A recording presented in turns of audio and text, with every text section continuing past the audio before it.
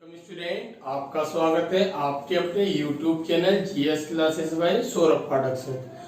आज की वीडियो हम चर्चा ये करेंगे कि राष्ट्रपति की क्या क्या शक्तियां हैं, क्या क्या कार्य हैं, क्या विधायी शक्ति हैं, क्या कार्यकारी हैं। तो हम लोग आज वीडियो पर चर्चा करेंगे राष्ट्रपति की शक्तियों पर। पहले हमने राष्ट्रपति के अनुच्छेद पढ़ लिए, निर्वाचन पढ़ लिया, महाभियोग पढ़ लिया इसका, ठीक है ना। तो अब हम देखते हैं उसका हमने कुछ इम्पोर्टेंट राष्ट्रपति भी देख लिए और राष्ट्रपति की शक्तियां देखते हैं। तो राष्ट्रपति की शक्तियों हम देखते हैं, ये एक हमारा बना हुआ है, तो मैं आपको बारी बारी से समझाता जाऊंगा और आप सभी ध्यान देकर उसको देखते रहेंगे। विधायी शक्ति का अर्थ है जैसे हमारी विधायिका नियम बनाती है, तो याद रखिए कोई भी जब नियम बनेगा उसमें राष्ट्रपति का हस्ताक्षर जरूर अनिवार्य रहेगा। याद रखिए जैसे लोकसभा है हमारी, एक राज्यसभा है, एक राष्ट्रपति हमारा। तो लोकसभा है, राष्ट्रपति, राज्यसभा है, ये तीनों प्रस्ताव पास, ये दोनों प्रस्ताव पास करेंगे और राष्ट्रपति हस्ताक्षर करेगा, कोई तभी कोई विधेयक क्या बनेगा, हमारा नियम बन पाएगा, अधिनियम बन पाएगा। तो याद रखिए ये हमारा क्या है, शक्तियां हैं। तो पहला पॉइंट, संसद का क्या है, ये अभिन्न अंग है। तो क्वेश्चन आता है क्या राष्ट्रपति संसद का अंग है, तो आंसर होगा हाँ, 3 अंग होते हैं, लोकसभा, राज्यसभा और राष्ट्रपति। अब देखिए विधायी शक्तियों का दिया हुआ है, संसद सत्र बुलाना, सत्रावासन करना और लोकसभा का वेतन। सत्र का अर्थ बैठक है, जैसे लोकसभा का चुनाव होता है पहला, तो सत्र को बुलाता है, संबोधित करता है। तो यार जितनी भी बार चुनाव होगा, चुनाव के बाद जो पहला भाषण है वो कौन देता है, हमारा राष्ट्रपति देता है, संबोधन करता है। सत्रावासन उसको रोक कुछ समय के लिए रोकता है, स्थगित करता है। और वेतन, वेतन जब करेगा जब लोकसभा के पास बहुमत नहीं होगा। जैसे आज हम देखें, आज की हमारी जो बीजेपी सरकार है, मोदी सरकार, उसमें बहुमत तो है, तो वो अब बेटर नहीं होगा उसका। जैसे गठबंधन से कोई सरकार बने और कोई अपना बहुमत पीछे खींच ले, बहुमत चला जाए तो क्या होगा, त्याग का बहुमत चला जाएगा तो क्या होगा, लोकसभा में क्या होगा, वो हमारा विश्वास नहीं दर्शा पाएंगे और बेटर कर दिया जाएगा। तो क्वेश्चन आएगा लोकसभा राज्यसभा में से वेतन किसका होता है, हमेशा लोकसभा का। तो वेतन करता कौन है, राष्ट्रपति करता है। प्रत्येक नए चुनाव के बाद संसद को क्या देगा, ये संबोधन देगा, आएगा, बैठेगा, समझाएगा मंत्रियों को और बोलेगा, जो शपथ ले रहे होंगे कि आप सभी मिलजुल कर काम करें, एकता से काम करें, कोई किसी के काम की अवहेलना ना करें, पीएम की बात को आप माने। तो याद रखिए संबोधन पहला देगा कौन आ गया, हमारा लोकसभा, आपका राष्ट्रपति। लोकसभा में 2 एंग्लो इंडियन नियुक्ति करता है और राज्यसभा में 12 भारतीयों को मदद करता है। लोकसभा में 2 एंग्लो इंडियन होते हैं, एंग्लो इंडियन 2 करेगा जो हमारा राष्ट्रपति करेगा, मंत्रिमंडल सिफारिश करती है कहीं ना कहीं उसकी, और 12 भारतीय होते हैं। ऐसे भारतीय जो कला, साहित्य, पत्रकारिता, समाज सेवा, इन सब चीजों से कहीं ना कहीं संबंध रखते होंगे। तो याद रखिए से भी हमारा सचिन तेंदुलकर भारतीय इसमें बैठे हमारे राज्यसभा में। तो याद रखिए राज्यसभा में जो भारतीय बैठेंगे वो कहीं ना कहीं टैलेंट रखते होंगे, कला का टैलेंट, खेलना एक कला है, तो कहीं ना कला के तौर पर कौन बैठा हुआ था, हमारा सचिन बैठे हुए थे। तो याद रखिए 12 व्यक्ति का बैठते राज्यसभा में मनोनीत होते हैं और लोकसभा में कितने होते हैं, हमारे 2। तो कौन करता है, राष्ट्रपति।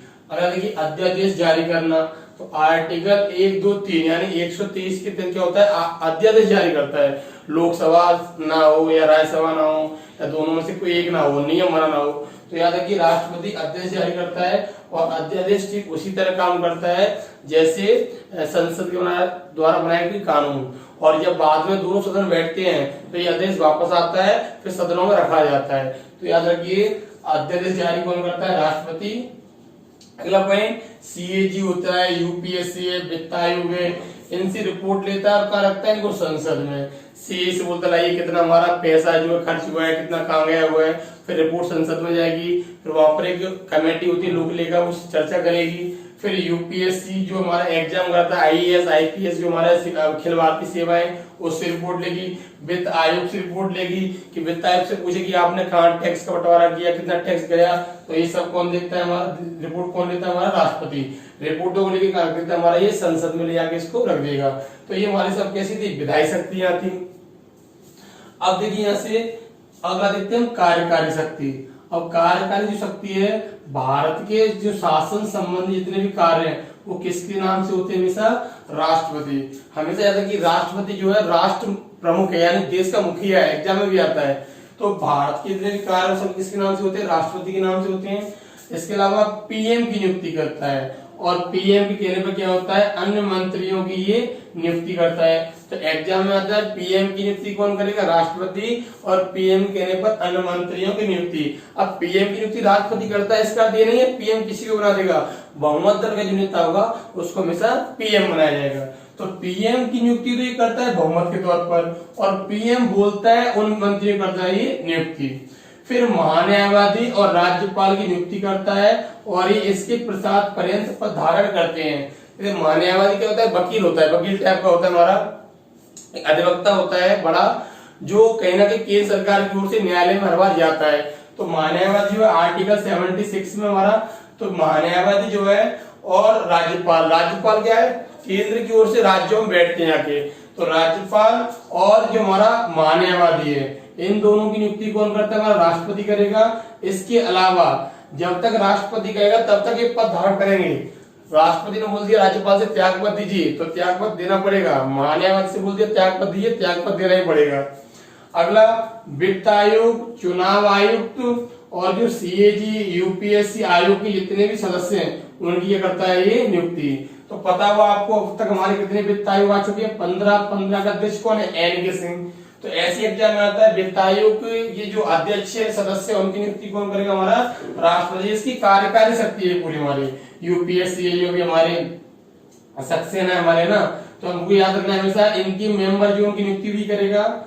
अंतरराज्यीय परिषद होती है आर्टिकल 263, जैसे केंद्र और राज्य और राज्य के मध्य जब विवाद होता है उनके संबंधों को अच्छा करने के लिए क्या किया जाता है, अंतरराज्यीय परिषद की नियुक्ति की जाती है। आर्टिकल 263 से कौन करता है, हमारा राष्ट्रपति। एग्जाम में भी आता है।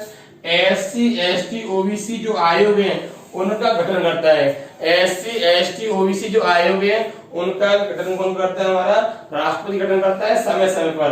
तो ये सब कहीं ना कहीं कैसी शक्तियां, उसकी कार्यकारी शक्ति है। इसके अलावा जो एससी एसटी क्षेत्र होते हैं, इसके अलावा एससी एसटी क्षेत्रों को जो घोषित करता है वो भी कौन करता है, राष्ट्रपति। और वहां पर प्रशासन करने की शक्ति भी किसको होती है, राष्ट्रपति। तो ये सब हमारी कई शक्तियां कार्यकारी, और ये सब हमारी कैसी है, विधायी शक्तियां हैं।